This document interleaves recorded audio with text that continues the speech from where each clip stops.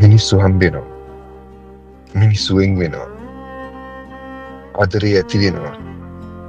ආදරේ නැති වෙනවා. එහෙමයි හැමෝම කියන්නේ. ඒත් ඒක එහෙම නෑ. මිනිස්සු හම්බෙන්න වෙන් වෙන්න පුළුවන්. ඒත් ආදරේ ඇති වුණොත් ඇති වුණාමයි. කවදාවත් නැති වෙලා යන්නේ නෑ.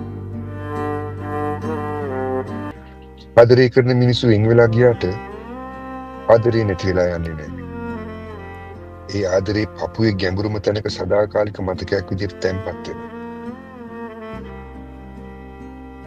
ආදරෙන් පෙරදුනා කියලා කියන මිනිස්සු ඒ හැඟීමට විරාව කියලා නමක් දාගෙන ඒක ඇතුලේ හරි ආදරෙන් ජීවත් වෙනවා. මාත් ඒ જાතිය මිනිහෙක්.